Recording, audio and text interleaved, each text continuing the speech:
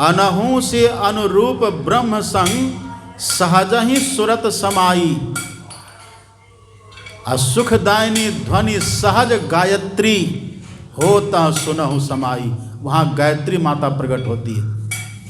ध्वन्यात्मक गायत्री ध्याना जो जन करई सदाई। मैं ही तासो ताप सब नासे मुक्ति दिशा सो जाई। वहाँ पर असली गायत्री माता प्रकट होती है। गायत्री माता को वेद माता भी कहते हैं। क्यों? क्योंकि उसी ध्वन्यात्मक से वेद प्रकट हुआ है। इसलिए गायत्री को, ध्वन्यात्मक नाम को, सार शब्द को, उसी सार शब्द को कहते गायत्री माता।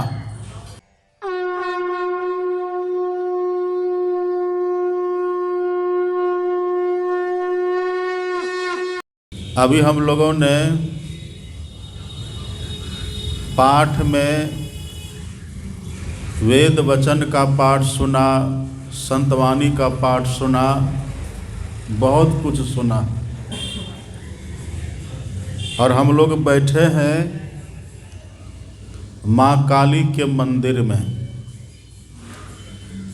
और हमको तो ऐसा लगता है जैसे हम माँ काली की गोद में ही बैठे हुए हैं। पीछे देखते हैं ना, माँ काली की प्रतिमा है, यहाँ हम लोग बैठे हुए हैं। माँ काली अनेक रूपों में है। माँ काली कहिए या दुर्गा कहिए, दुर्गा का ही विकराल रूप है माँ काली। और दुर्गा को ही माँ पार्वती कहते हैं। माँ पार्वती का ही 9 रूप है जो दुर्गा कहलाती। उसी में एक है कालरात्रि। कालरात्रि कहिए, महाकाली कहिए अथवा काली कहिए, भाव एक ही है। माँ काली कराला है। आप रामचरितमानस को पढ़ेंगे, गोस्वामी तुलसीदास जी ने लिखा है, जैसे काली ने दुर्गा के रूप में महिषासुर का वध किया था,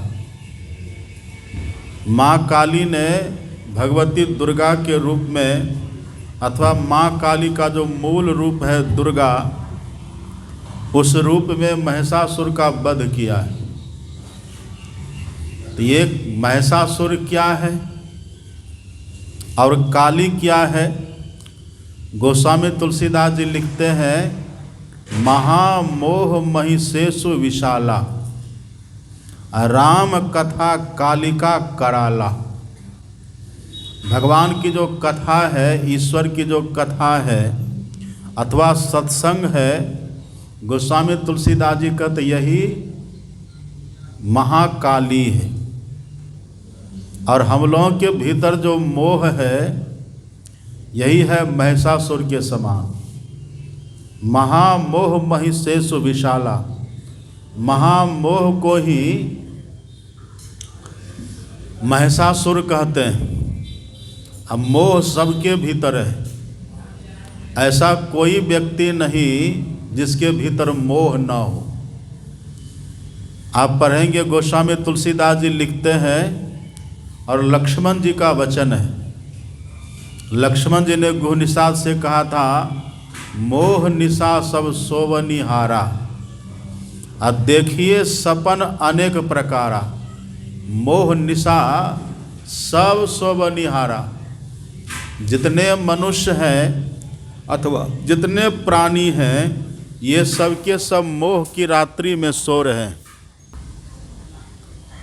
गोस्वामी तुलसीदास जी महाराज कहते हैं, हम लोगों के भीतर जो मोह है, मोह की रात्रि में सब सो रहे हैं। इसी मोह को इसी मोह को महिषासुर कहते हैं। अब महिषासुर, महिष कहते हैं भैंस को। महिष का अर्थ होता है भैंस। अब भैंस का रंग कैसा होता है?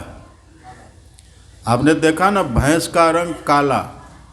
सफ़ेद भैंस भी होती है पर बहुत दुर्लभ, बहुत कम होती है। भैंसों का रंग काला होता है। अब महिषासुर जो भैंस के रूप में राक्षस था, गोस्वामी तुलसीदास जी कहते हैं हम लोगों के भीतर जो मोह है ना, यही मोह है महिषासुर। आप कहेंगे महिषासुर तो काला रंग का था, तो हमारे भीतर जो महामोह है, मोह है, तो उसका क्या प्रतीक है? आंख बंद करके देखिए, सबके भीतर घोर अंधकार है। आंख बंद करके देखिएगा ना, सबको अंधकार दिखलाई पड़ेगा। और कब दिखलाई पड़ेगा? जब सब कुछ देखना छोड़ करके देखिएगा, तब अंधकार दिखलाई पड़ेगा। दूसरा कुछ देखिएगा तब नहीं दिखेगा। एक बूढ़ी माता जी को हमने पूछा, माता जी ध्यान करते हैं? हाँ। आंख बंद करते हैं? हाँ। क्या दिखलाई देता है? तो बूढ़ी ने कहा कि बाबा बिल्डिंग दिखाई देता है। तो बिल्डिंग क्यों दिखाई देता है? क्योंकि बिल्डिंग में उसका मन लगा हुआ है। जब सब देखना छोड़ दीजिए और तब देखिए अपने भीतर में, तो घोर अंधकार दिखलाई पड़ेगा। यही अंधकार है मोह का प्रतीक। इसी अंधकार में सब है, सब है, लेकिन सब रहते नहीं हैं। जो योगी होते हैं, महापुरुष होते हैं, उनके भीतर अंधकार नहीं होता। महापुरुषों के भीतर कबीर साहब कहते हैं, सत्य पुरुष एक बसे पश्चिम दिशि, तासे करो निहोर। जो सतपुरुष होते हैं, जो महापुरुष होते हैं, जो महायोगी होते हैं ना, वो पश्चिम दिशा में रहते हैं। अब पश्चिम दिशा कहते किसको है? आप देखिएगा, पूरब कहते हैं संतों की भाषा में, योगियों की भाषा में पूरब कहते हैं अंधकार को। अब पूरब का उल्टा होता है पश्चिम, तो अंधकार का उल्टा क्या होता है? प्रकाश। हम लोग जो अभी हैं, साधारण लोग जो होते हैं, ये पूरब की दिशा में रहते हैं, मतलब अंधकार में अभी हम लोग हैं। लेकिन जो महापुरुष होते हैं, संत होते हैं, वे रहते प्रकाश मंडल में, वो प्रकाश में प्रतिष्ठित रहते हैं। तो अभी जो हम लोग की स्थिति है ना, घोर अंधकार में है। अभी हम लोग घोर अंधकार में रहते हैं। जो बच्चा है वह भी घोर अंधकार में है, और जो बड़े हैं ध्यान नहीं करते हैं, ध्यान में सफल नहीं हुए हैं, वे भी अंधकार में हैं। जिनकी उम्र 60, 70, 80 साल की हो गई है, लेकिन जवानी में भजन नहीं किए, जवानी में ध्यान नहीं किए, वृद्ध हो गए, उनको भी आंख बंद करने पर घोर अंधकार दिखलाई देता है। चाहे गरीब हो कि अमीर हो, मेहतर हो कि मंत्री हो, जो भजन नहीं करेंगे, जो ध्यान अपने भीतर नहीं करेंगे, उनको अपने भीतर घोर अंधकार दिखलाई पड़ता है। यही घोर अंधकार मोह का प्रतीक है। ये घोर अंधकार महिषासुर है।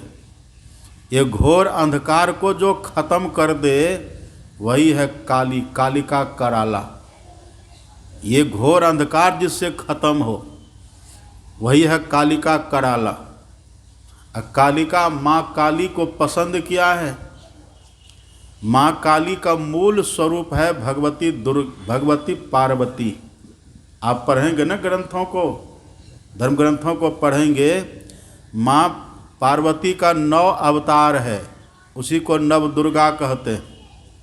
और वही दुर्गा माँ जब बहुत क्रोध में आती है, दुष्टों का दलन करने के लिए, दुष्टों का वध करने के लिए, जब वही माँ काली विकराल बनती है न, तो वही काली कहलाती, वही महाकाली कहलाती है, अथवा वही काल रात्रि कहलाती।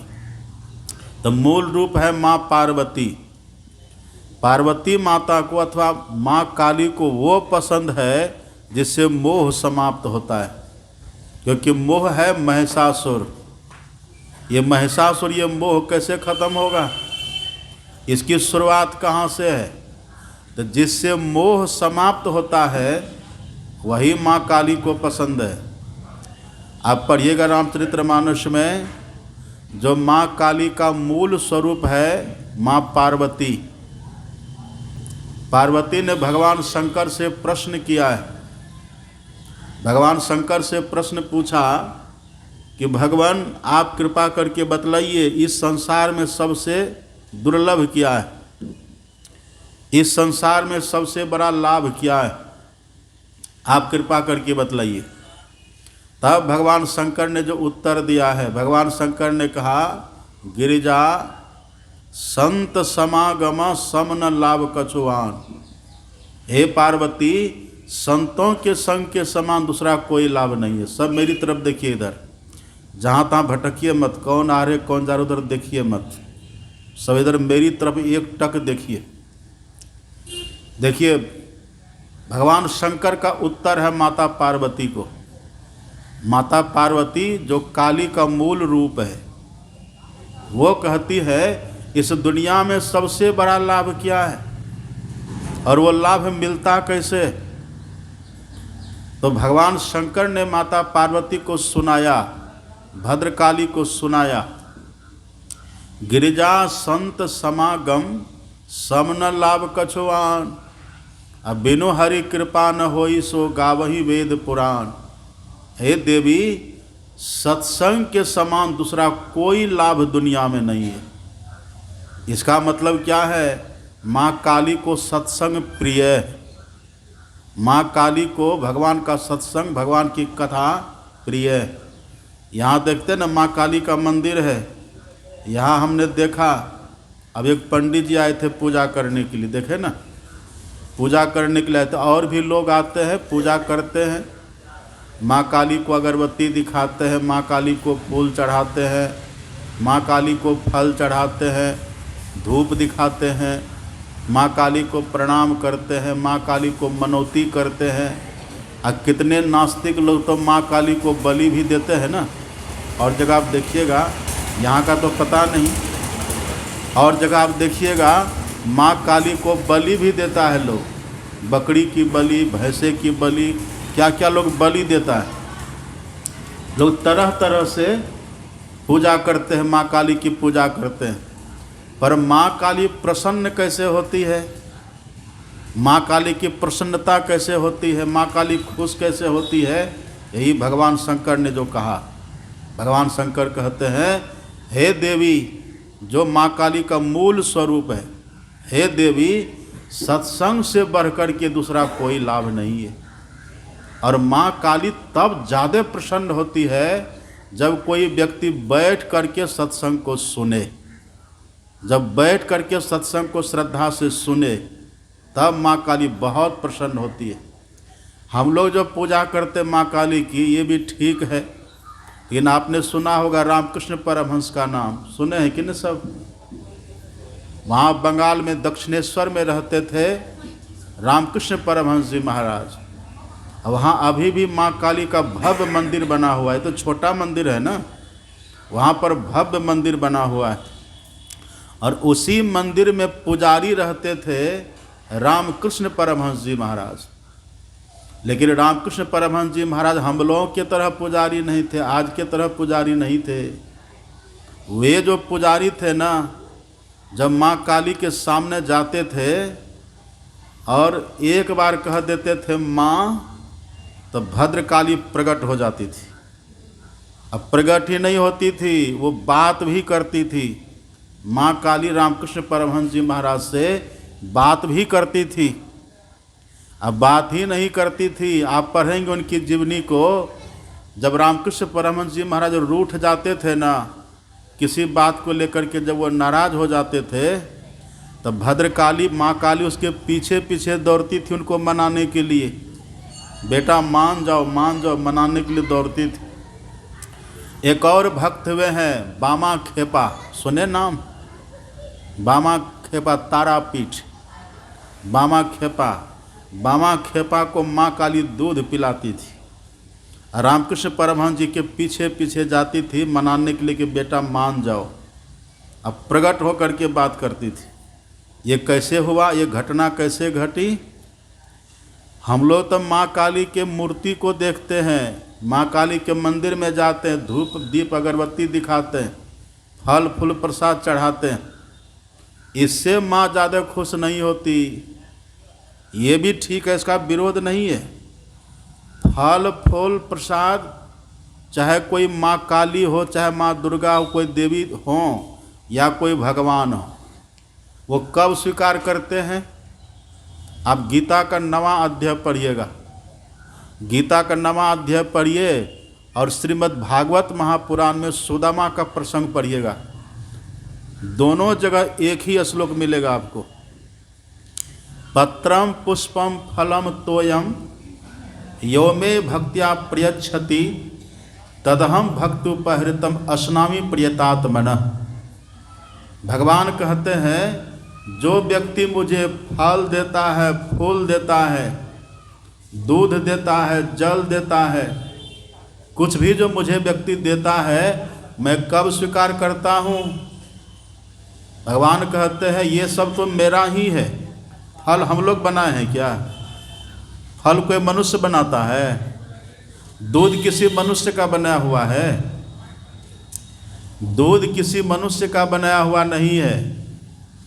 फल कोई मनुष्य नहीं बनाता, ये सब भगवान का बनाया हुआ है। फल फूल सब भगवान का बनाया हुआ है। तो भगवान कहते हैं ये सब तो मेरा ही है। केवल ये देने से हम ज़्यादा प्रसन्न नहीं होते। ज़्यादा प्रसन्न कब होते हैं? तो भगवान कहते हैं जो भाव के साथ मुझे ये देता है। भावना मतलब क्या? प्रेम श्रद्धा के साथ यदि कोई दे। शांति से बैठिए आप लोग, सत्संग में बैठ जाते जाइए, आराम से चले जाइए, सत्संग में बाधा नहीं करिए, जाना चले जाइए, आराम से आराम से निकल जाइए। श्री सद्गुरु महाराज की। क्या कह रहे थे हम? सत्संग को खेल मत समझ लीजिएगा। सत्संग वो चीज़ है जिसको माँ काली भी पसंद करती है। माँ काली ज़्यादा प्रसन्न तब होती है जब सत्संग होता है। ये पुराणों में, धर्म ग्रंथों में ये वर्णन है। इसलिए सत्संग को आप पढ़ेंगे रामचरितमानस। जब राम भगवान गए हैं ना माँ सबरी के झोपड़ी में, जो भगवान है राम, जो राम भगवान इच्छा मात्र से समुद्र में 100 योजन पुल बना दिए।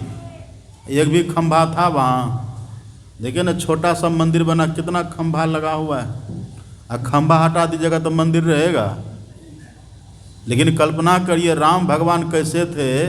100 योजन लंबा पुल है, एक भी खंभा नहीं दिए। वही राम भगवान जब गए हैं माता सबरी की झोपड़ी में, तो भगवान ने क्या कहा था? हे सबरी प्रथम भगति संतन कर संगा। सबरी सबसे पहली भक्ति संतों का संग करो, राम बोल रहे हैं।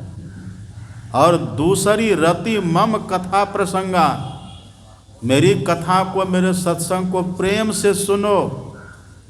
इससे भगवान खुश होते, इससे भद्रकाली सब खुश होते हैं। जो सत्संग को सुने उससे सब खुश होते हैं। और जो दुनिया का सब काम करे, फल चढ़ावे, फूल चढ़ावे, दूध चढ़ावे, जल चढ़ावे, बलि दे, कुछ भी करे, जो दुनिया का सब काम करे और सत्संग नहीं करे, उससे कभी कोई भगवान पूर्णतः प्रसन्न नहीं होते हैं। इसका वर्णन है भागवत में पढ़िएगा। भागवत में प्रसंग आता है वृकासुर का। एक राक्षस था शकुनी, शकुनी का बेटा था वृकासुर। तो वृकासुर ने कहा कि सब जितना देवी देवता, जितना राक्षस असुर है, ये सब किसी न किसी की पूजा करता है। तो हम भी किसी की पूजा करें, हम भी किन्हीं का दर्शन करें। तो कौन ऐसा देवता है जो बहुत जल्दी प्रसन्न हो जाते हैं? अब किन से पता करें? तो वृकासुर को रास्ते चलते चलते देवर्षि नारद का दर्शन होता है। देवर्षि नारद जो तीनों लोक में विचरण करते, जानते हैं ना आप। और देवर्षि नारद को अध्यात्म के क्षेत्र में महापुरुष कहते हैं। ये सूचना प्रसारण मंत्री है, ये व्यवस्थापक, व्यवस्था करते, सूचना देते फिरते हैं। ये देवी देवताओं की लीला करने के लिए, भगवान की लीला करने के लिए भूमिका बनाते हैं। और बहुत बड़े ऋषि भी हैं, महर्षि देवर्षि है ये देवर्षि नारद। तो देवर्षि नारद रास्ते चलते चलते वृकासुर को मिल गए। तो वृकासुर ने प्रश्न पूछा, हे देवर्षि, आप तो तीनों लोकों में विचरण करते हैं, आप तो सब जगह आते जाते हैं, तो आप कृपा करके बतलाइए कौन ऐसा देवता है जिनकी हम पूजा करें तो बहुत शीघ्र वो प्रसन्न हो जाए। देखिए, साधु का संग कर लिया, नारद तो देवर्षि है ना, ऋषि हैं, साधु का संग किया, सवाल भी किया कि बताइए ऐसा कौन देवता है जो पूजा करने से शीघ्र प्रसन्न हो जाते हैं। देवर्षि नारद ने कहा कि वृकासुर, तूने सुना होगा एक भगवान का नाम ही है आशुतोष। आशुतोष का अर्थ क्या होता है? आशु का मतलब शीघ्र, जल्दी, और तोष अर्थात संतुष्ट होने वाला, प्रसन्न होने वाला। एक भगवान का नाम ही है आशुतोष भगवान, अर्थात भगवान शंकर, भगवान शिव। तो नारद जी ने कहा कि यदि कोई भगवान शिव के लिए तप करे ना, तो भगवान शिव बहुत जल्दी प्रसन्न हो जाते हैं, लेकिन सावधानी की जरूरत होती है। बस वृकासुर ने इतना ही पूछा, साधु का संग तो किया लेकिन थोड़ी देर किया, साधु से सवाल तो किया लेकिन थोड़ा अधूरा सवाल किया। ये तो कर लिया कि किनकी पूजा करने से जल्दी प्रसन्न होते हैं, पर ये नहीं पूछा कि पूजा हम कैसे करें, पूजा करने की विधि क्या है, दीक्षा क्या है। इतना बस पूछा कि पूजा किनकी करें। सब सुन रहे मेरी बात? कोई सोइए मत सत्संग में, आंख बंद मत करके रखिए, आंख खोल के रखिए, सब मेरी तरफ देखिए। इधर अधूरा प्रश्न किया, अधूरा पूछा कि किनकी पूजा करें, तो कह दिया भगवान शंकर की पूजा। और ये नहीं पूछा कि पूजा कैसे करें, पूजा करने की विधि क्या है, भेद क्या है, भजन भेद क्या है, ये नहीं पूछा। हाँ, नारद जी का संग किया, थोड़ी देर किया। वृकासुर इतना पूछ करके नारद जी से ये समाधान ले करके चला गया केदार क्षेत्र, उत्तराखंड में केदार क्षेत्र, वहाँ चला गया। और वहाँ जा कर के भगवान शंकर के नाम पर एक हवन कुंड बनाया। हवन कुंड बना करके भगवान शंकर के नाम पर तपस्या शुरू कर दिया, हवन करने लगा। हवन कैसे करता था वो? इधर तो मनुष्य हवन करते, जौ, तिल, घी आदि से न हवन करते हैं, लेकिन ये वृकासुर जो हवन कर रहा था, ये न तो जौ लिया, न तो तिल लिया, न तो घी लिया। इस वृकासुर ने भगवान शंकर को प्रसन्न करने के लिए अपने शरीर के अंग का हवन करना शुरू किया। अंग प्रत्यंग को काट काट करके तब हवन करना शुरू किया। कभी पैर की उंगली काट करके हवन कर देता था, कभी नाक काट करके हवन, कभी कान काट करके हवन। इस तरह से हवन करते करते वृकासुर को 6 दिन बीत गया। आप पढ़िएगा, लिखा है भागवत में, पढ़ लीजिएगा, 12 स्कंद में पढ़ लीजिएगा। अपने शरीर के अंग प्रत्यंग को काट करके वृकासुर ने भगवान शंकर के नाम पर हवन किया, लेकिन भगवान शंकर तब भी प्रसन्न नहीं हुए। 7वां दिन जब हुआ, तब वृकासुर ने संकल्प किया कि 6 दिन मेरा यूं ही व्यर्थ चला गया, अभी तक भगवान प्रकट नहीं हुए, अब ये 7वां दिन है। यदि 7वां दिन भगवान शंकर प्रसन्न नहीं होंगे, तो आज हम अपना सिर काट करके, शिरस छेदन करके, गला काट करके हम आहुति दे देंगे। ये संकल्प किया वृकासुर ने, और अपने बायां हाथ से बाल पकड़ा ऐसे, और दायां हाथ में तलवार लिया गला काटने के लिए। जैसे गला काटने के लिए तलवार उठाया, उसी समय भगवान शंकर प्रकट हो गए। अब पार्वती माता को प्रकट लेकर के प्रकट हुए। यही पार्वती माता जो माँ काली है ना यहाँ, आप माँ काली का मंत्र पढ़िएगा, ओम जयंती मंगला काली भद्रकाली कपालिनी दुर्गा शिवा, दुर्गा क्षमा शिवा धात्री स्वाहा स्वाधा नमस्तुते, है ना। इसमें दुर्गा भी है, इसमें शिवा भी है। शिवा मतलब वही पार्वती। शिवा किसको कहते? पार्वती को। और शिवा किसको कहते? भद्रकाली को। तो भगवान शंकर भी आए, अकेले नहीं आए, साथ में माता पार्वती जो शिवा है, जो भद्रकाली, वो भी आए। त्रिकासुर से कहते वरदान मांगो। अब बगल से पार्वती माता कहती जल्दी वरदान दीजिए।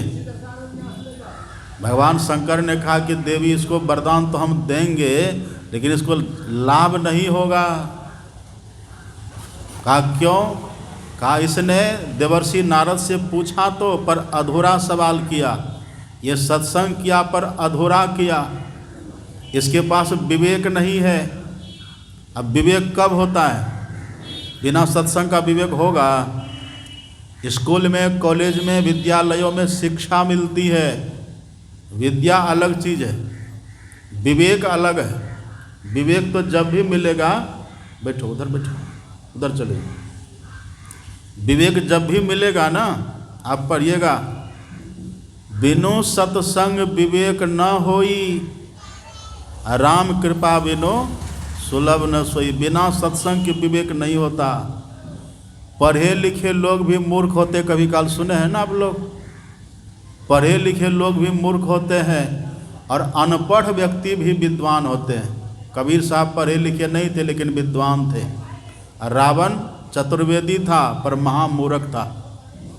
तो पढ़े लिखे लोग भी मूर्ख होते हैं और अनपढ़ भी विद्वान होते हैं। विवेक, जिनके पास विवेक होता है वो सच्चा ज्ञानी होता है। शिक्षा से भवसागर पार नहीं करिएगा। भवसागर पार किससे होता है? विवेक होने से। तुलसीदास जी लिखते हैं, बिनु विवेक संसार घोर निधि, पार न पावई कोई। और तुलसीदास गुरु हरि करुणा बिनु, विमल विवेक न होई। ये विमल विवेक गुरु की कृपा से होता है, सत्संग में होता है। पेट भरने का विवेक तो बैल को भी है, ये विवेक कोई विवेक नहीं है। बिनु विवेक संसार घोर निधि, पार न पावे कोई। ये विवेक होगा कैसे? तो तुलसीदास गुरु हरि करुणा बिनु, विमल विवेक न होई। भगवान ने कहा कि देवी ये पूजा तो किया है, तपस्या तो किया है, लेकिन इसने सत्संग को आदर नहीं किया, इसने साधु संतों का संग नहीं किया, आदर नहीं किया। और जो साधु संतों का संग करते हैं ना, उसी का मोह धीरे धीरे समाप्त होता है। लेकिन कब? जब श्रद्धा से करते, प्रेम से करते, तब। फॉर्मलिटी वाला सत्संग करेंगे तब नहीं होगा, नेतागिरी वाला सत्संग करेंगे तब नहीं होगा। लोग सत्संग में भी नेतागिरी करते हैं, उस सत्संग से नहीं होता है। राम भगवान कहते हैं जो प्रेम के साथ सत्संग करे, श्रद्धा के साथ सत्संग करे। और तुलसीदास जी लिखते हैं सत्संग के लिए, सब ही सुलभ सब दिन सब देशा, सेवत सादर समन कलेसा। कोई सत्संग का सेवन करे, आदर करे सत्संग का, इसका फल क्या होगा? तुलसीदास जी कहते हैं समन कलेसा, ये सभी क्लेशों का नाश कर देगा। ये सत्संग महिषासुर का, महामोह का तो नाश करता ही है और सभी दुखों का भी नाश करता है। भगवान शंकर ने कहा कि देवी इसने सत्संग का आदर नहीं किया है, इसने साधु संतों का सम्मान नहीं किया है। अंग प्रत्यंग को काट करके, हिंसात्मक यज्ञ करके, हवन करके मेरा दर्शन तो चाहा, पर विवेक इसके पास नहीं है। इसको हम वरदान दे भी देंगे तब भी लाभ नहीं होगा। माता पार्वती ने, भद्रकाली ने कहा दे दीजिए, जो होगा देखा जाएगा। तब भगवान शंकर ने कहा वृकासुर, तूने मेरे नाम पर बहुत कष्ट सहा है, बोलो तुम्हें क्या चाहिए, क्या तुम चाहते हो? क्यों तूने इतना तप किया, अपने अंग प्रत्यंग को काट करके तूने क्यों हवन किया, बोलो तुम्हें क्या चाहिए? तब वृकासुर ने कहा कि मुझे अमर बना दीजिए। भगवान शंकर हंसे, कहा रे तुम तो अमर हो ही, आत्मा कभी मरती है? कहा तुम तो अमर हो ही। शरीर किसी का सब दिन नहीं रहता, कितना भी बढ़िया से बढ़िया शरीर हो, ये कब सब दिन सबका नहीं रहता, और आत्मा कभी मरती नहीं। आप पढ़िए न, जब राम भगवान ने बाली का वध कर दिया था तो बाली की पत्नी थी तारा, तारा विलाप करने लग गई। तारा ने कहा कि राम, आपने मेरे पति का वध कर दिया, आपने मुझे विधवा बना दिया। हे राम, जिस तीर से आपने मेरे पति का वध किया है ना, वो अब भी आपके तरकस में है, निकालिए और कर दीजिए मेरा वध। तब राम भगवान ने देखा एक किष्किंधा की महारानी तो है, ये बाली की रानी तो है, पर इसके पास विवेक नहीं है, इसके पास ज्ञान नहीं है। तारा बिकल देखी रघुराया, अदिन ही ज्ञान हरि लिन ही माया।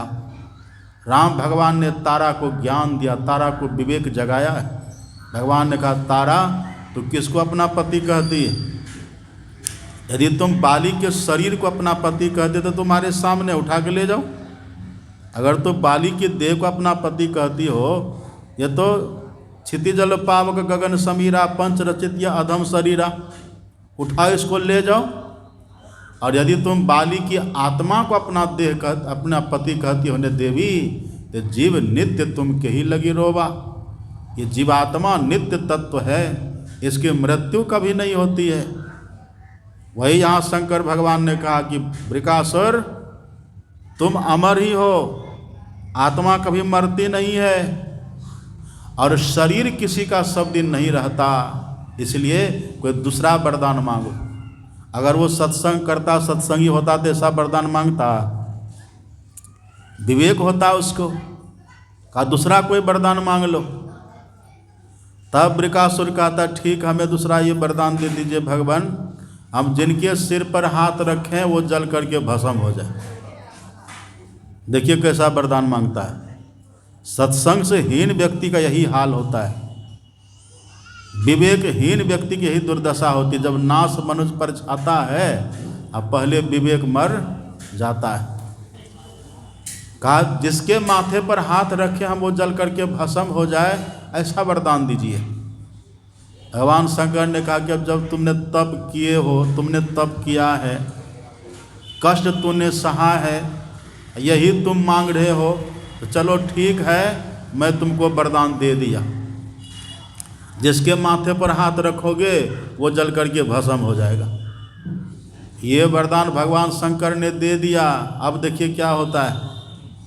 हम लोग तो मूर्ति को नहीं यहाँ देख रहे हैं, ये तो भद्रकाली की मूर्ति है ना ये, वहाँ पर प्रकट थी, यही मूल रूप में माँ पार्वती के रूप में प्रकट थी। वहाँ भगवान शंकर सामने खड़े।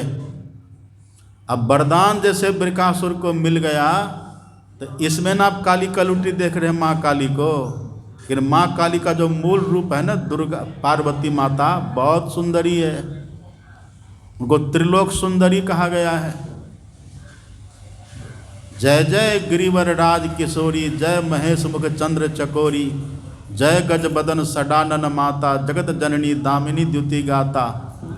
देवी पूजी पद कमल तुम्हारे, सुर नर मुनि सब होई सुखारे, मोर मनोरथ जान हो नीके। हे देवी, ये माँ पार्वती की वंदना देखी, वही है माँ पार्वती। अब जैसे वृकासुर ने देखा माँ पार्वती को, भद्रकाली को जैसे देखा, तो देख करके उनके मन में लोभ हो गया, उसके मन में विकृति आ गई, विकार आ गया। भगवान शंकर से वरदान ले लिया, दर्शन कर लिया, माँ काली का भी दर्शन कर लिया, पर संतोष नहीं हुआ। अब उसके मन में होता है कि वरदान तो मिल ही गया, अब हम शंकर जी को जला के भस्म कर देते हैं, ये पार्वती, इससे विवाह हम कर लेंगे। इनकी पत्नी पार्वती जब पति ही नहीं रहेगा तो कहाँ जाएगी ये, इससे विवाह हम कर लेंगे। अब वरदान तो मिल ही गया, इसको हम जला करके भस्म कर देते हैं। बस वृकासुर अपना हाथ बढ़ाया है भगवान शंकर के तरफ। भगवान शंकर कहते रहे ये क्या कर रहा है, का प्रैक्टिकल कर रहे हैं। कहा क्या प्रैक्टिकल कर रहा? वही जो आपने अभी कहा, जिनके माथे पर हाथ रखेंगे जल करके भस्म हो जाएगा, तो तू हम ही को भस्म करेगा? देखिए, जही ते नीच बड़ाई पावा, असो प्रथम ही हठ ताही नसावा। जो नीच लोग होते हैं ना, जिससे बड़प्पन मिलता है, जिससे सम्मान मिलता है, जिससे कुछ उपलब्धि होती है, नीच व्यक्ति उसी को ख़त्म करना चाहता है पहले। जैसे देखते हैं ना, जब अग्नि आप जलाते हैं तो अग्नि से न धुआं प्रकट होती है, लेकिन वही धुआं जब बाष्प बनता है तब अग्नि को बुझा देता है। ऐसे जो दुष्ट व्यक्ति होता है ना, वो जिससे सम्मान पाता, बड़प्पन पाता है, उसी को पहले मिटाता है। ये दुष्ट था बृकासुर। दुष्ट क्यों था? ये सठ था, खल था। ये खल, खल किसको कहते हैं? खलऊ करई भल पाई सुसंगो, अब मिटई न मलिन स्वभाव अभंगो। खल उसको कहते जो सत्संग में जा करके भी नहीं सुधरता है, जो सत्संग करके भी नहीं सुधरे, नहीं संभले, उसी को कहते हैं खल। तो जो खल होता है वो जिससे बड़प्पन पाता उसी का विनाश करता है। वो खल सुधरता नहीं है। भगवान शंकर से कहा कि हम आप ही को जला करके भस्म करेंगे क्योंकि हमको पार्वती चाहिए। भगवान शंकर ने देखा कि बड़ा दुष्ट है, ये बड़ा दुष्ट है और ये हमको विघ्न करेगा, ये हमको कष्ट देगा। बस भगवान शंकर भागे वहाँ से। पढ़िएगा, भागवत में लिखा हुआ है, भगवान शंकर सरपट भागे। भगवान शंकर के जटा में गंगा विराज रही है, माथे पर चंद्रमा विराज रहे हैं, कान में कुंडल है बिच्छू का, गले में सांप की माला, चिता का भस्म रमाए हुए हैं, हाथ में त्रिशूल है, बाघंबर पहने हुए हैं। बड़ा विचित्र रूप है भगवान शंकर का। अब बृकासुर ने जैसे खदेरा, अब भगवान शंकर त्रिशूल लेकर के भागे। भाग भी रहे, पीछे मुड़ मुड़ करके देख भी रहे। ये बृकासुर भी सरपट खदेड़ रहा है। जब भागते भागते भगवान शंकर थक गए, तब भगवान शंकर ने परमात्मा की स्तुति की है, ईश्वर की स्तुति की है। जिस ईश्वर की भक्ति संत मत में होती है ना, हम लोग कहते हैं संत मत में ज्ञान योग युक्त ईश्वर की भक्ति का प्रचार होता है। वो कौन ईश्वर है, वो कौन परमात्मा है? जिसकी स्तुति भगवान शंकर भी करते हैं, जिनकी स्तुति ब्रह्मा विष्णु भी करते हैं, जिनकी स्तुति दुर्गा काली भगवती सब करती है। वो है परमात्मा, वो है ईश्वर। कोटि है विष्णु जहाँ कोटि शिव खरे हैं, कोटि ब्रह्मा तहाँ कथे बानी, कोटि देवी जहाँ खड़ी है चेड़ियाँ, कोटि फन सहस ना मरम जानी। कोटि आकाश पाताल फिर कोटि है, कोटि ब्रह्मांड सौ कोटि ज्ञानी, दास पलटू कहे बड़े दरबार में, कोटि इंद्र तह भरे पानी। वो है परमात्मा का दरबार। वो परमात्मा कहाँ है? सब जगह है ना, इसलिए कहते हैं ना हरि व्यापक सर्वत्र समाना। ये भगवान शंकर का ही वचन है। भगवान शंकर ही कहते हो परमात्मा सब जगह है, हरि व्यापक सर्वत्र समाना। पर प्रकट कैसे होते हैं वो? प्रेम ते प्रकट होई मैं जाना। जो प्रेम से पुकारते हैं तब परमात्मा प्रकट होते हैं। तो भगवान शंकर ने देखा ये बृकासुर महादुष्ट है, ये हमको जला डालेगा। तब भगवान शंकर भागते भागते उस परमात्मा का स्तुति करते हैं कि प्रभो हमको बचा लीजिए, प्रार्थना करते हैं इसे दुष्ट से बचाइए। तभी ना भगवान शंकर कहते हैं उमा कहूँ मैं अनुभव अपना, सत हरि भजन जगत सब सपना। सत हरि भजन, परमात्मा का भजन वो सत है। उमा कहूँ मैं अनुभव अपना, सत हरि भजन जगत सब सपना। वो परमात्मा सत हैं। सुनहु उमा हे पार्वती, हे भद्रकाली सुनो। सुनहु उमा ते लोग अभागी, हरि तजी हुई है विषय अनुरागी। हे देवी वो व्यक्ति अभागे है जो परमात्मा को छोड़ करके विषयानुरागी बनता है। भगवान शंकर ने उसी परमात्मा से प्रार्थना करी जो सब जगह रहते हैं, जिनका ये जीवात्मा अंश है, ईश्वर अंश जीव अविनाशी चेतन अमल सहज सुख राशि, हम सब जिनकी संतान है, उसी परमात्मा की भगवान शंकर ने प्रार्थना करी। तब वही परमात्मा, आप पढ़िएगा भागवत को, भगवान शंकर को बचाने के लिए एक बटुक ब्रह्मचारी के रूप में प्रकट होते हैं। छोटे से बालक, देखने में बहुत सुंदर, बहुत दिव्य, इतने सुंदर कि उनकी सुंदरता के सामने पार्वती माता भी फीकी पड़ गई। भगवान ही बन गए ना, एकदम दिव्य लावण्यमय स्वरूप उनका। और जैसे वृकासुर ने उस बालक को देखा, अचंभित रह गए, वहाँ ठिठुक गया, रुक गया। तब उस बालक ने पूछा, कहाँ जा रहे हो हे शकुनी नंदन वृकासुर, कहाँ भागे चले जा रहे हो? कहा इनके पीछे। कहा क्यों? कहा इनको जला करके भस्म करना है। क्यों करोगे भस्म? कहा इनकी पत्नी पार्वती से विवाह करना है। ये कैसे भस्म होगा? कहा इन्होंने वरदान दिया है। क्या वरदान दिया है? इनके माथे पर हाथ रखेंगे तो जल करके भस्म हो जाएगा। कहा अरे तुम इसकी बात पर विश्वास कर लिया। अब देखिए भगवान बरगलाते कैसे। भगवान ने कहा इनकी बात पर तूने विश्वास कर लिया?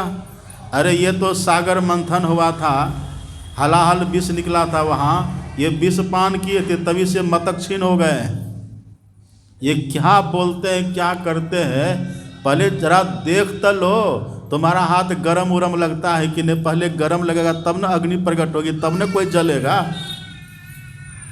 अब भगवान ने ऐसा उसको बरगलाया और उसकी सुधि बुद्धि सब समाप्त है। उस बालक को देख करके अब पार्वती के मोह में ज्ञान रहता है, मोह बुद्धि का हरण कर लेता है। ना जब नाश मनुष्य पर छाता है, पहले विवेक मर जाता, विवेक भी इसका मरा हुआ है, विवेक भी मर गया, मोहाच्छन्न है, नाश का समय आ गया। अब कल्पना करिए, हम लोग तो भद्रकाली माँ के मंदिर में आकर के फल फूल न चढ़ाते हैं, उसी सपने को हम बड़े पुजारी समझ लेते हैं, उसी सपने को हम महान समझते हैं। यहाँ देखिए प्रकट है वो माँ, भगवान शंकर भी प्रकट हैं, लेकिन विवेक नहीं रहने के कारण दुर्दशा, दुर्गति। भगवान ने कहा अरे तुम पहले परीक्षण करके देखो तो सही, पहले तुम्हारा हाथ गर्म होगा तब न अग्नि प्रकट होगी, तब न कोई जलेगा। पहले जरा सा हाथ को अपने माथा में छुआ के देखो गर्म लगता है कि नहीं। कहा छुएंगे जल जाएंगे, तब कहा हम देखते रहेंगे ना, हम देख रहे, तुम धीरे धीरे नज़दीक करो, हाथ को माथा के निकट करो। अब वृकासुर ऐसे हाथ किया और धीरे धीरे अपने माथे के पास कर रहा है। भगवान कहता और थोड़ा करो, और निकट किया, कहा और थोड़ा करो, और निकट किया। अब भगवान और थोड़ा कहते गए, अब वो निकट करते गए। बस एक बार करते करते माथा में उसका हाथ सट गया। जैसे माथा में हाथ सटा, बस वैसे जल करके वही भस्म हो गया, वही मर गया। पूजा तो खूब किया था, दर्शन भी कर लिया, लेकिन दुर्दशा देखिए क्या हुई। उधर जो रामकृष्ण परमहंस जी महाराज थे, सब भाग रहे हैं। क्या बात है, हम भी भागें क्या? एक एक करके सब भाग रहे हैं। एक तो थोड़े लोग हैं सत्संग में, ये भी उठक बैठक कर रहे हैं। क्या कह रहे थे हम? क्या कह रहे थे? वक्ता गया कह, श्रोता गया बह। रामकृष्ण परमहंस जी महाराज जो थे ना, यही माँ काली के मंदिर में पुजारी। अब माँ काली का मंदिर बनाए थे कौन? वहाँ की जो थी ना रानी रासमणि, सुने होंगे नाम आप, वहाँ की महारानी थे रासमणि। उसी रासमणि ने भगवान ये माँ काली का मंदिर बनाई थी। रामकृष्ण परमहंस जी वहाँ पुजारी थे। रासमणि ने एक दिन रामकृष्ण परमहंस जी से कहा कि ठाकुर, मैंने सुना तुम भजन बहुत अच्छा गाते हो। कहा गा तो लेता हूँ। कहा मुझे भी सुनाओ एक दिन। कहा कहो कब सुनना, सुना दूंगा। कहा कल शाम में आना, मेरे महल में शाम में कल आना। कहा ठीक है, आ जाऊंगा। समय बतला दिए। रामकृष्ण परमहंस जी महाराज समय से रानी रासमणि को भजन सुनाने के लिए उसके महल में चले गए। रानी रासमणि ने बड़ा सम्मान किया और सम्मान करके उनको सामने में पीढ़ी दे करके बैठाया और कहा गाओ भजन सुनाओ। रानी रासमणि सामने बैठ गई। रामकृष्ण परमहंस जी भजन सुनाने लगे। रानी रासमणि माँ काली के भक्ति ने, पुजारी ने तब न मंदिर बनाई है, पुजारी ने पूजा कर रही है। पुजारी ने वहाँ बैठ के भजन सुन रही है। रामकृष्ण परमहंस जी महाराज आंख बंद किए और खूब प्रेम से, साधु महात्मा तो एकाग्र होकर कुछ करते हैं ना, बहुत प्रेम से भजन गाने लगे। वो भजन गा रहे हैं। रानी रासमणि का मन धीरे धीरे धीरे धीरे चंचल होने लगा। एक जैसा मन रहता है, महापुरुषों के सामने भी लोग चंचल हो जाते हैं, साधु महात्मा के सामने लोग चंचल हुआ करते हैं, लेकिन नहीं, शांति से श्रद्धा से जो बैठ करके सुनते हैं। रानी रासमणि चंचल हो गई। तन तो बैठा लेकिन मन उड़ गया। मन स्थिर होकर के रहता है। पर ये पदावली अपने सदगुरु महाराज जी की वाणी पढ़िए। सदगुरु महाराज जी कहते हैं विषयों में ही मन लागे, असत्संग से हटी भागे, मौको करो सभागे, सत्संग में लगा दो। तन बैठा रहता सत्संग में और मन भाग जाता विषय में।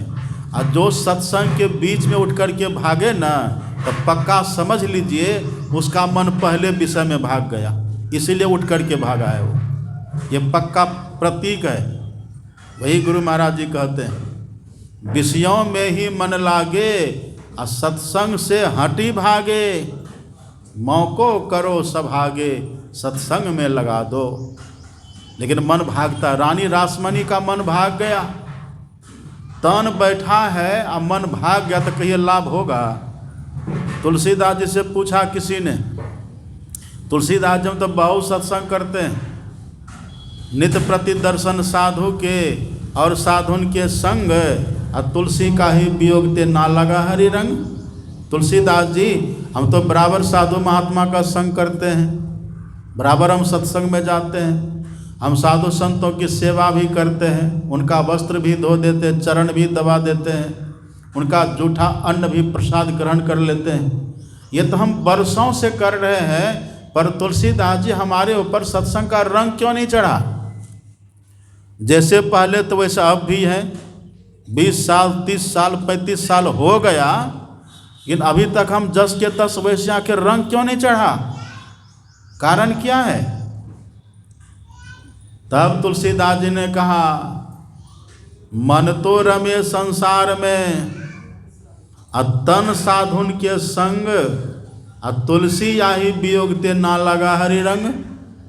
तन को तो बैठा दिए सत्संग में, अब मन कहिए न कहाँ कहाँ जाता है, मन कहाँ कहाँ उड़ता है। अब मन उड़ेगा तो तन भी रहेगा सत्संग में, तन भी उड़ जाएगा। मन उड़ा तो तन भी उड़ा। 1 मिनट के बाद, 2 मिनट के बाद, 10 मिनट के बाद धीरे धीरे मन भी उड़ेगा। और जिसका मन सत्संग में लगे वो फिर जम जाते हैं। राम कथा जे सुनत अघाही, रस विशेष जाना तिन नाही।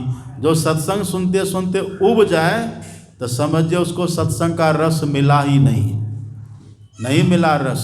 रानी रासमणि बैठी है सामने, रामकृष्ण परमहंस जी महाराज सुना रहे हैं, पर उसका मन भाग गया। और जैसे भागा, रामकृष्ण परमहंस जी साधारण नहीं थे।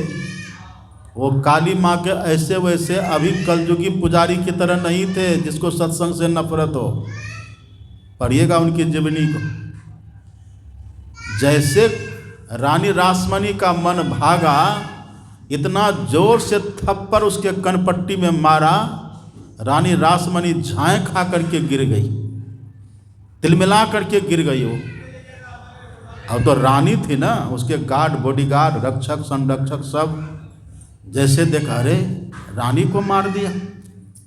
अब सब उसको अरेस्ट कर लिया, रामकृष्ण परमहंस को पकड़ लिया, तो उन्हें रानी को मार दिया थप्पड़। लेकिन रानी को जो थप्पड़ लगा था, रानी को पता था क्यों थप्पड़ लगा है, उसको पता था ना। रामकृष्ण परमहंस जी ने कहा कि तुम्हारा नौकर हम हैं, हमको लगा दिया भजन गाने में, और अपने तुम राजनीति की बात सोच रही है। मन को तुम राजनीति में लगा दिए हो और हमको भजन में लगा दिया है, हम तुम्हारा नौकर हैं। उनके स्वाभिमान पर चोट लगी, उनके मन को मारा रामकृष्ण परमहंस जी महाराज, उसके अहंकार को मारा। रानी रासमणी ने कहा कि छोड़ दो इसको, मत पकड़ो इनको, ये अंतर्जामी है। देखिए, काली के उपासिका, रामकृष्ण परमहंस जी भी काली माँ के भक्त हैं, लेकिन उनकी भक्ति की ऊंचाई देखी। लेकिन ये सब हुआ है कैसे? केवल फल फूल चढ़ाते चढ़ाते हो गया? यही करने से हुआ है? आप उनकी जीवनी में पढ़िएगा, रामकृष्ण परमहंस जी महाराज माँ काली की पूजा करने के लिए गंगा जल भर करके जा रहे थे मंदिर में। जिस सड़क से, रास्ते से जा रहे थे ना रामकृष्ण परमहंस जी महाराज जल भर करके, उसी रास्ते में तोतापुरी जी महाराज, तोतापुरी पंजाब के रहने वाले थे, पटियाला के रहने वाले थे, वो नागा साधु थे, लेकिन संत थे, आत्मोन्नति के शिखर पर पहुंचे हुए थे। संत तोतापुरी। और तोतापुरी, देखिए, जब कोई व्यक्ति पात्र बनते हैं ना, जब कोई सुपात्र होते हैं और ईश्वर की कृपा होती है किन्हीं के ऊपर, तो सबसे पहले परमात्मा उनको किसी संत का दर्शन कराते हैं। अब अवहेलना कर दे कोई तो बात अलग है, तिरस्कार करे कोई बात अलग है। रामकृष्ण परमहंस जी के ऊपर ईश्वर की कृपा हुई, और ईश्वर कृपा करके संत तोतापुरी को प्रेरित करके, देखिए पंजाब कहाँ है, वहाँ से प्रेरित करके उनको बंगाल, कलकत्ता भेज दिए। और कलकत्ता में वहाँ भेज दिए हैं जहाँ पर रामकृष्ण परमहंस जी महाराज माँ काली की पूजा करते थे। इसीलिए तुलसीदास जी लिखते हैं, संत विशुद्ध मिलई परतेई, अचितवई राम कृपा करी जेई। जिन पर भगवान कृपा की दृष्टि करते हैं उनको विशुद्ध संत का दर्शन कराते हैं। वहाँ पर तोतापुरी जी महाराज और रामकृष्ण परमहंस जी कलश में, घड़ा में जल भर करके माँ काली की तरफ जा रहे पूजा करने के लिए।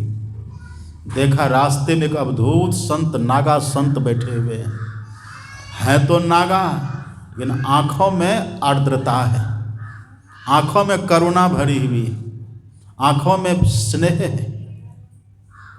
और तोतापुरी एकटक रामकृष्ण परमहंस को देख रहे हैं, रामकृष्ण परमहंस जी भी उनको देख भी रहे हैं और आगे भी बढ़ रहे, चले भी जा रहे हैं। तब तोतापुरी जी ने कहा, इधर आओ, अपने पास बुलाए। कहाँ जा रहे हो? माँ काली की पूजा करने जा रहा हूँ। दीक्षा लिया, ब्रह्म दीक्षा लिया। देखिए, हाथ में पानी पात्र है, पानी का पात्र, जल पात्र है, माँ की पूजा करने जा रहा है। पर बीच में कह रहे हैं, कहाँ जा रहे हो? माँ काली की पूजा करने। दीक्षा लिया? नहीं लिया। ले लो मुझसे दीक्षा। वहाँ पर हम रहते तो क्या कहते, कैसा महात्मा है ये, हम माँ काली की पूजा करने जा रहे हैं, ये हमको रोक के करे दीक्षा ले लो। अभी के लोग ऐसा कहते कि नहीं? लेकिन देखिए रामकृष्ण परमहंस जी महाराज, तोतापुरी ने कहा कि सुनो, मुझसे दीक्षा ले लो। तोतापुरी की बात जैसे रामकृष्ण परमहंस जी महाराज ने सुनी, रामकृष्ण परमहंस जी महाराज कहते हैं कि पहले माँ से पूछूंगा तब। ऐसे नहीं, पहले माँ से पूछूंगा तब। अब माँ का मतलब क्या हुआ? माँ किसको कहा तोतापुरी ने? ये रामकृष्ण परमहंस जी ने माँ काली को। मतलब पहले मैं माँ काली को पूछूंगा, माँ काली का आदेश होगा तब आपसे दीक्षा लूँगा। तोतापुरी ने कहा जाओ माँ से पूछ लेना। संत है ना। आप पलटू दास जी महाराज की वाणी पढ़िएगा। पलटू दास जी कहते सबसे बड़े हैं संत, दूसरा नाम है तीजे 10 अवतार तिन्हें प्रणाम है, ब्रह्मा विष्णु महेश सकल संसार है। अरे हारे पलटू सबके ऊपर संत मुकुट सरदार है। राम समीपी संत हैं, वे जो करे सो होए, वे जो करे सो होए, हुकुम में उनके साहिब। संत कहे सोई करे, राम ना करते वाई। देवता 33 करोटी, संत से सब ही डरते। सबको डर होता है। संत से बड़ा इस सृष्टि में कोई नहीं हो सकते। तोतापुरी जी ने कहा जाओ माँ से पूछ लो। तोतापुरी जी जाते हैं, जल पात्र नीचे रखते हैं और भद्रकाली के सामने हाथ जोड़ के खड़े हो जाते हैं। और तब कहते कि माँ एक संत आए हुए हैं और वे कहते हैं कि दीक्षा ले लो, कहो क्या करूं। देखिए इनको, इन लोगों को देखिए कैसे कर रहे हैं। जल्दी भागिए। क्या कह रहे थे हम?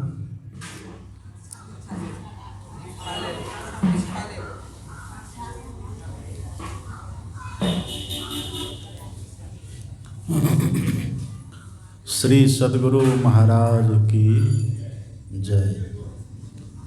हाँ, तोतापुरी जी ने कहा, रामकृष्ण परमहंस जी ने कहा माँ से कि माँ एक संत आए हुए हैं और वे संत कहते हैं कि मुझसे दीक्षा ले लो। माँ मैं क्या करूं? काली माँ चिन्मयी हो जाती है, अट्ठास करती हुई वो प्रकट होती है।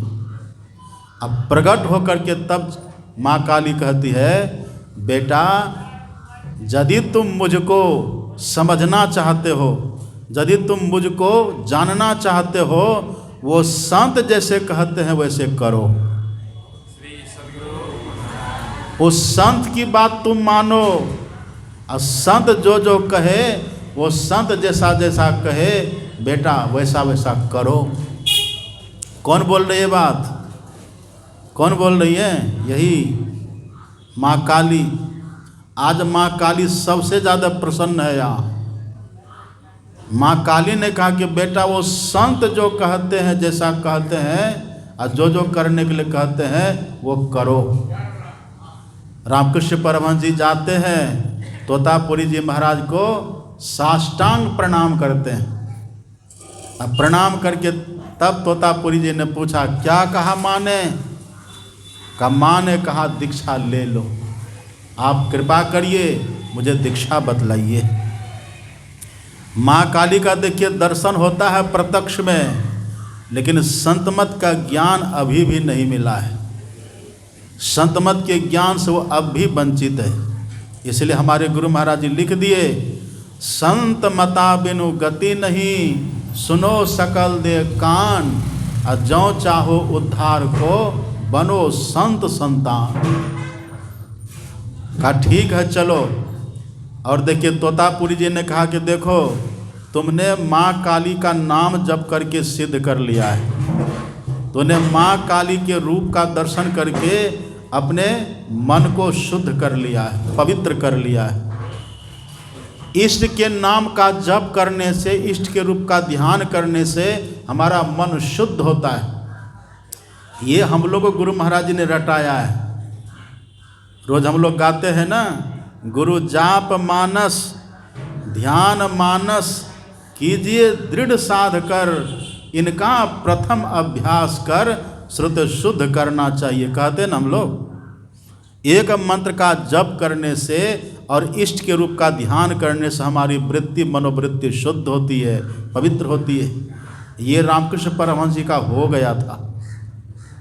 यही दो काम जो कर ले उसका मन शुद्ध होता है। दूसरी जगह अपने सदगुरु महाराज जी कहते हैं, धर गर मस्तक सीधी साधी, आसन आसीना, अब बैठी के चखुमुख मुनि, इष्ट मानस जप ध्याना।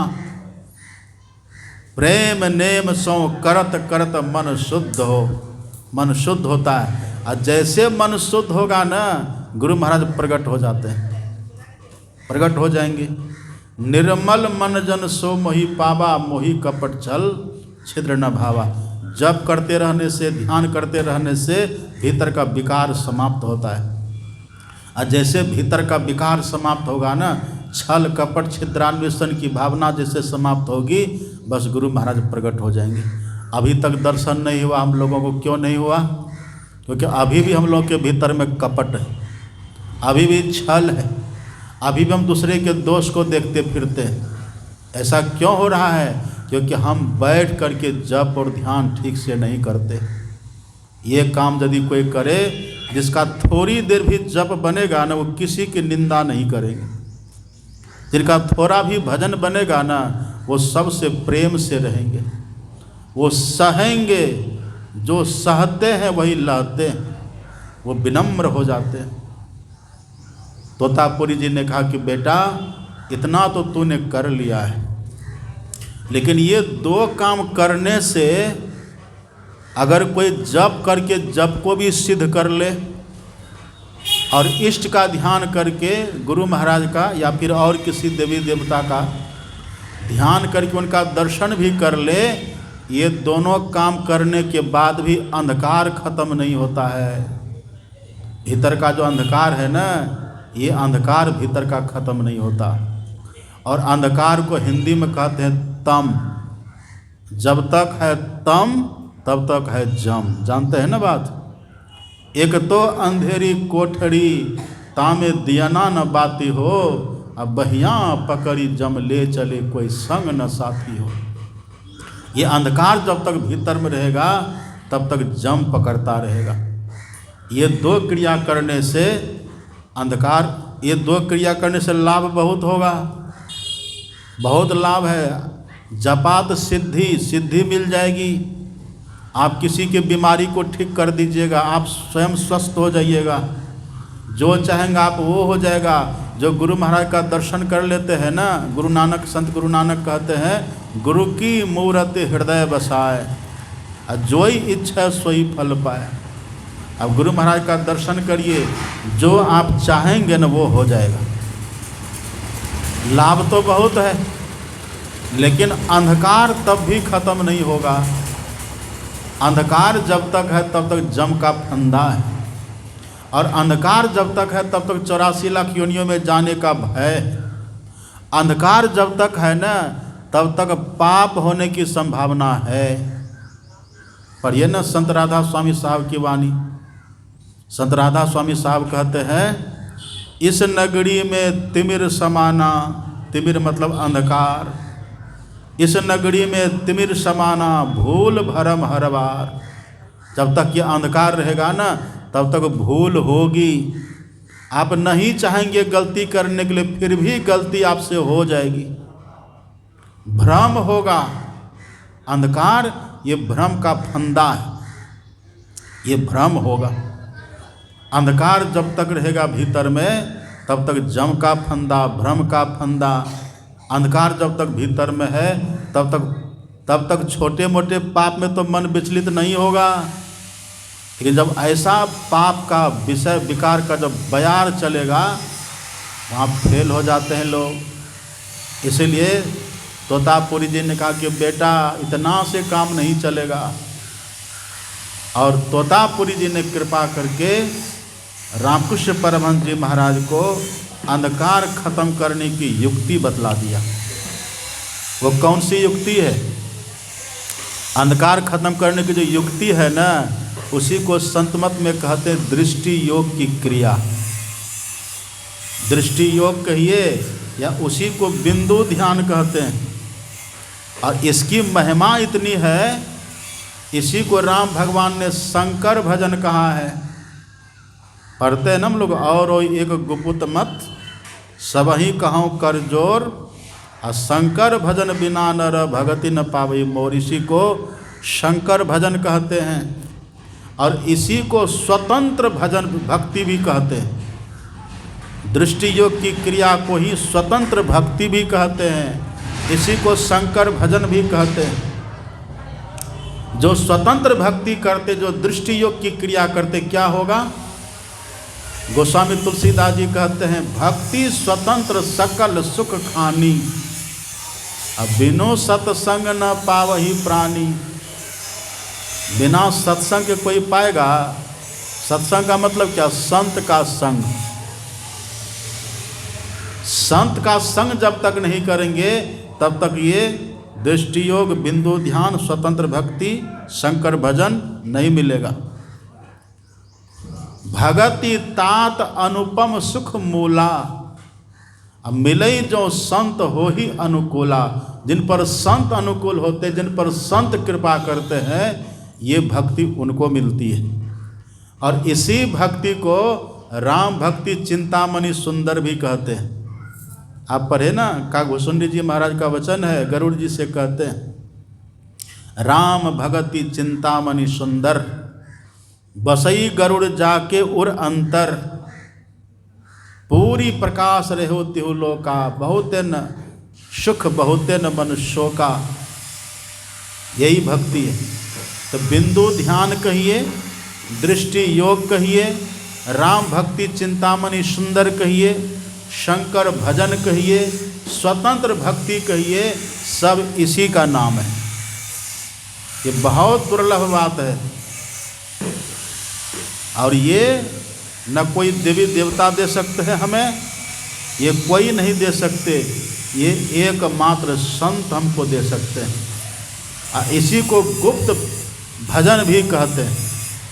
भेद यह गुप्त पाना किसी ग्रंथ से, है असंभव समझ लो कोई संत से। बिन दया संतन की में ही जानना इस राह को, हुआ नहीं होता नहीं अब वो होनहारा। देख रहे हैं ना कितना पक्का ज्ञान है सदगुरु महाराज का। यह जानता कोई राजदां, गुरु महाराज जी कहते हैं, यह जानता कोई राजदां, गुरु की शरण जो ली, इनके सिवा न आन जो मदमान चलन ली। ये वही जानेंगे जो विनम्र हैं, जिनके भीतर मदमान नहीं है, घमंड अहंकार नहीं है। ऐसे व्यक्ति अति दीन होके जिसने सत्संग सुमति ली, अपने को सोई में ही गुरु शरण में कर ली।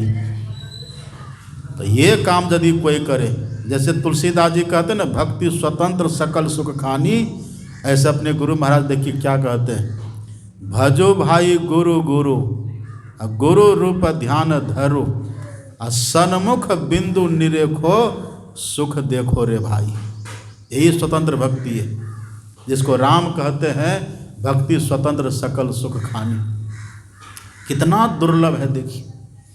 ये हम लोग को गुरु महाराज जी कितनी सहजता से बता दिए। संतन मत भेद प्रचार किया गुरु साहब बाबा, देवी ने थे अंध बने फिरते बाहिर, अंतर पथ भेद न थे जाहिर। बंद कराए पलक पट को, कहे बाहर में तुम मत भटको, और सीधे सन्मुख बिंदु को गहवाया बाबा।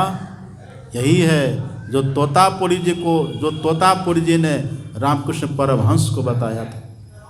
और हमको गुरु महाराज जी ने, हम लोग को गुरु महाराज जी ने मुफ्त में बता दिया। तभी ना एक बार सदगुरु महाराज जी बैठे थे अपने आसन पर, और वहीं गुरु महाराज जी के आसन के पास ही शांति संदेश का प्रथम संपादक, क्या नाम था, नाम जानते हैं? प्रोफेसर विश्वानंद, VC थे कोसी कॉलेज खगड़िया के। वे उन्होंने, वो बैठे थे सामने, और अचानक सदगुरु महाराज जी बोल पड़े। अचानक कृतज्ञता उनके मुख से ज्ञापित हुआ। अचानक गुरु महाराज जी कहते थे, गुरु महाराज जी ने कहा, विश्वानंद बाबू, मैं बरभागी हूँ जो परम संत बाबा देवी साहब ऐसे संत सदगुरु हमें मिले। इतना ही गुरु महाराज जी बोले, अब बोल करके चुप हो गए। अब वो विद्वान थे ना, प्रोफेसर थे। विद्वान बाल के खाल निकालते हैं, वो तिल के तार बनाते हैं। जैसे गुरु महाराज जी ने कहा कि हम बड़भागी हैं, बाबा साहब ने हमें सदगुरु के रूप में मिले, हम धन्य धन्य हो गए। अब पदावली में लिखे भी है ना बाबा साहब के लिए,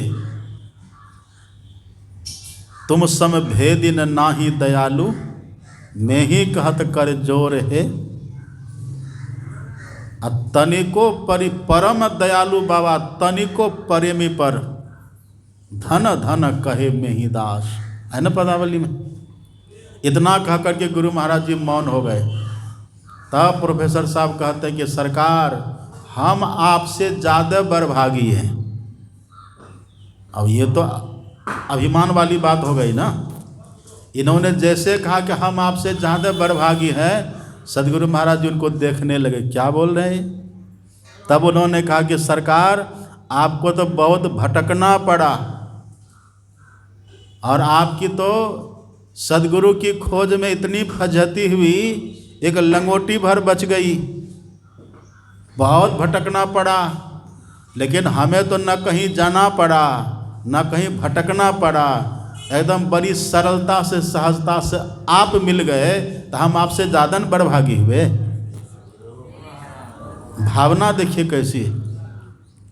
जिनके लिए परमात्मा को प्रेरणा करना पड़ा तोतापुरी जी महाराज को, और तब पंजाब से कलकत्ता भेजे, इतनी दूर की फासला में जो भेद वहाँ जाकर के उनको बताए, वही भेद यहाँ संत मत में बच्चा बच्चा जानते हैं। संत मत में जो चाहे पढ़े लिखे हों कि अनपढ़ हो, सब जानते हैं इस बात को।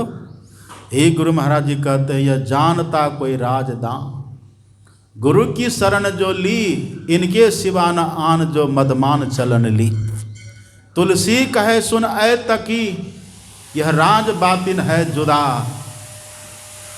देखिए, रखना हिफाजत से इसे, तुझको निशा ऊंचा दिया। कितने स्वाभिमान, कितने गौरव की बात है कि ये संत मत के घर घर में सब कोई जानते हैं। ये दीक्षा सब बतलाते हैं, ये दीक्षा सब नहीं बतलाएंगे आपको। यहाँ है पान दिया, फूल दिया, और दिया पैसा, और 3 फूक दिया बैल हो कि भैंसा। हरई शिष धन शोक न हरई, आ सो गुरु घोर नरक मह पड़ई। लोभी गुरु लालची चेला, आ मांगे केला तो दिए ढेला। गुरुवा मन मन गाजत है, चलवा से कछु लेव, आ चलवा मन मन सोचत है, एको टका नहीं देव। बस वहीं तक सीमित है। पक्के गुरु, सच्चे गुरु की पहचान क्या है?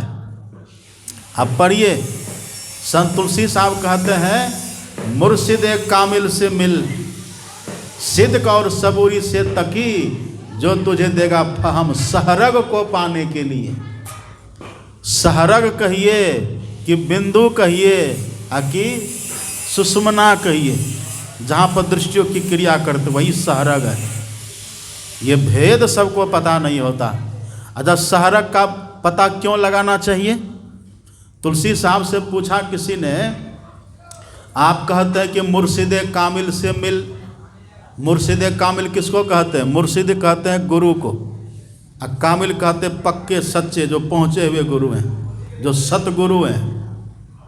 तो आप कहते हैं कि सतगुरु से मिलो, पक्के गुरु से मिलो, वो तुमको सहरग का भेद बतलाएंगे। तो सहरग को जानने से क्या होगा? सहरग का भेद जानने से होगा क्या? तो तुलसी साहब कहते हैं, क्यों भटकता फिर रहा तो ऐ तला से यार में, रास्ता सहरग में है।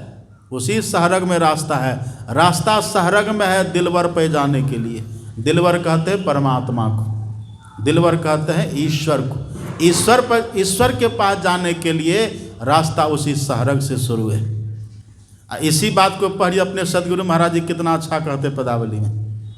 सदगुरु महाराज जी कहते, नौकते सफ़ेद सनमुख, झलके झला झली, और सहरग में नजर फिर कर, तजी मन की चंचली। संतों ने कही राह यही शांति की असली, अशांति को जो चाहता तजी और जो नकली। यही शांति का रास्ता है। यही भेद जो हम लोगों को बड़ी सहजता से प्राप्त है। संतन की यह राज रही भेष भर्म से पाटी हो, अब मैं ही देवी साहब दया दिन ही भ्रम काटी। यही भेद संत तोतापुरी जी महाराज ने वहाँ रामकृष्ण परमहंस जी महाराज को बतलाया और कहा बेटा बैठो और सुषमना में ध्यान करो, नासाग्र में ध्यान करो। तोतापुरी जी ने कहा ये तो माँ काली के कहने पर, तब तोतापुरी जी ने रामकृष्ण परमहंस जी को दीक्षा दिया है ये बिंदु ध्यान करने के लिए, नासाग्र ध्यान करने के लिए। और आप पढ़िएगा, आप पढ़िए उत्तर गीता को पढ़िए। उत्तर गीता में भगवान श्री कृष्ण कहते हैं मुहूर्तमपि यो गच्छेन नासाग्रे मनसा सह सर्वं तरति पापानाम तस्य जन्म सतार्जितम। जो एक मुहूर्त भी, एक मुहूर्त में होता है 48 मिनट, जो एक मुहूर्त भी सुषुम्ना में, सहरग में, नासाग्र में अपने मन को स्थिर करे, भगवान कृष्ण कहते हैं उसका सब पाप समाप्त हो जाता है। उससे फिर कभी पाप होता ही नहीं है। पहले का सब पाप खत्म और भविष्य में पाप की संभावना भी खत्म हो जाती है। कितनी महिमा आप कल्पना करिए। यहाँ तो तोतापुरी जी बतला रहे माँ काली के कहने पर, यहाँ पर भगवान कृष्ण स्वयं कह रहे हैं। हम लोग तो केवल भगवान कृष्ण की मूर्ति को देखते हैं, भगवान के मंदिर में केवल जाते हैं, लेकिन देखिए वो भगवान वही कह रहे हैं जो संत मत का मूल ज्ञान है। संत मत का कितना बड़ा, देखिए हम लोग का कैसा सौभाग्य गुरु महाराज की कृपा से है ना।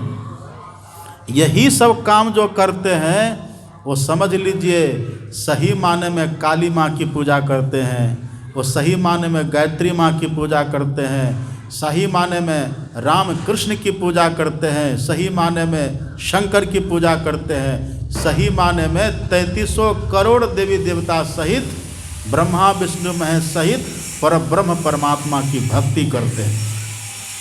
इससे बड़ा सौभाग्य और क्या हो सकता है। तोतापुरी जी ने दीक्षा बतला दिया, अब दीक्षा देने के बाद कहते कि अब बैठो ध्यान करो, जो मैंने कहा है ना अब वो काम करो। रामकृष्ण परमहंस जी महाराज बैठे हैं यही बिंदु ध्यान करने के लिए, दृष्टियोग करने के लिए, लेकिन जैसे बैठे ध्यान करने के लिए उनका ध्यान वहाँ नहीं लगा। तुरंत लगेगा है, देखिए यही सत्संग है। बैठिए उधर।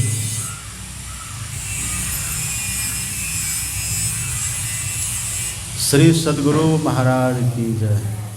क्या कह रहे थे हम? ध्यान नहीं लगा सका। और सामने कौन है? माँ काली। माँ काली सामने है और माँ काली की प्रेरणा से जो संत आए हैं वो भी सामने खड़े हैं। और तब कहते ध्यान करो, वहाँ पर मन को लगाओ, नहीं लगा।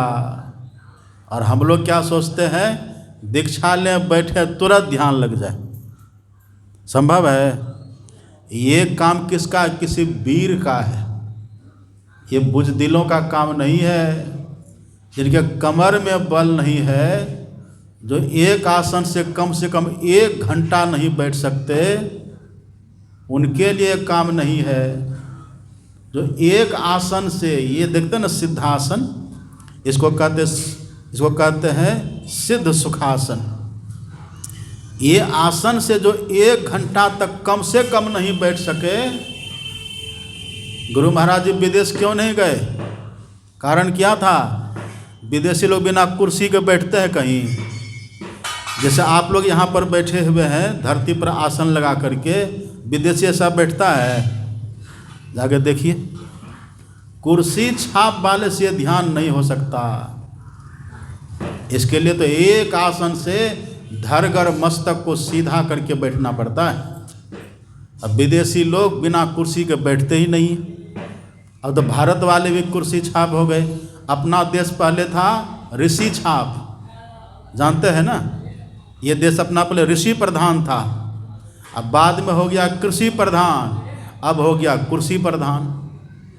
कुर्सी छाप वाले कुर्सी प्रधान से ध्यान, हाँ बैठिए कभी, अब ये नहीं कि हमेशा नीचे ही बैठिए, कुर्सी पर भी बैठिए, लेकिन ध्यान करने के समय जो 1 घंटा कम से कम कुर्सी, 1 घंटा जो कम से कम बैठे, उससे कम का तो सवाल ही नहीं है। 10 मिनट में ध्यान बनेगा, ले आओ गोसे झटपट जी करे झटपट, उससे ध्यान नहीं बनेगा। जो जम जाएगा 1 घंटा तक खुट्टा की तरह स्थिर हो जाएंगे, आसन हिलेगा नहीं। प्लेटफार्म भी चले और ट्रेन भी चले, पटरी भी चले और ट्रेन भी चले, है संभव? पटरी पहले स्थिर होगी तब न ट्रेन चलेगी। अब कोई सोचे कि नहीं पटरी भी चले ट्रेन भी चले, तब क्या एक्सीडेंट होगा कि नहीं? तब सफ़र नहीं होगी। ऐसे देह जब तक हमारी चलती रहेगी, देह है पटरी, हमारी सूरत है गाड़ी ट्रेन, तब शरीर हमारा स्थिर होकर के रहेगा ना, तब सूरत रूपी गाड़ी चलेगी, ऐसे नहीं चलती। इसलिए संत मत के महापुरुष, बड़े बड़े महापुरुष देख लिया कि उनसे होने वाला है ये नहीं है। अरे जो पेड़ होगा ही नहीं उसको लगाना कोई ज़रूरी है? अब पेड़ को लगा भी दिए और दोबारा उसमें कभी पानी दिए ही नहीं तो पेड़ होगा? नहीं होगा। इसलिए तोतापुरी जी ने कहा बैठो, अब बैठ करके ध्यान करो। ध्यान पर बैठ तो गए लेकिन ध्यान नहीं लगा। कहा गुरुदेव ध्यान नहीं लग रहा है। कहा क्यों? कहा मन भाग जाता है। कहाँ भागता है? माँ काली के पास। तो उनके मन में तो माँ काली बस गई थी, तब न माँ काली के पास भागा मन। हम लोग का मन कहाँ कहाँ भागता है कहिए? जहाँ जहाँ मन फंसा वहाँ वहाँ भागता है कि नहीं? 1 सेकंड भी मन स्थिर रहता है? वही जो विश्वानंद बाबू थे ना प्रोफेसर, जिनकी बात अभी मैंने आपको कही, वो ध्यान कम करते थे, नहीं के बराबर करते थे। और कई बार तो ऐसा होता था कि सब ध्यान पर बैठे रहते थे, वो घूमते रहते थे। एक दिन पूज्यपाद महर्षि संत श्री परमहंस जी महाराज ने कहा कि आपको गुरु महाराज इतना मानते हैं और आप शांति संदेश के संपादक हैं, और सब बैठ के ध्यान करता, आप ध्यान क्यों नहीं करता? आप घूमते फिरते रहते, कुछ से कुछ करते रहते हैं, आप ध्यान क्यों नहीं करते? तब उन्होंने कहा कि बाबा क्या बताएं, यह तो मन की बात है, शर्म आती है बताने में, लेकिन फिर भी आप पूछे तो बता देते हैं। हम जैसे ध्यान पर बैठते हैं ना, ऐसे ध्यान पर बैठते हुए पता नहीं क्या क्या बातें मन में आती हैं, और जो बात कभी सोचे भी नहीं थे वो सभी बात मन में आती है। इसलिए हमको लगता है कि ध्यान करना ही बेकार है, इससे अच्छा तो हम ऐसे हैं। तब पूज्यपाद ने उनको समझाया। कपड़ा पहने थे ना, का कपड़ा जो ये आपका है गंदा हो गया है ना?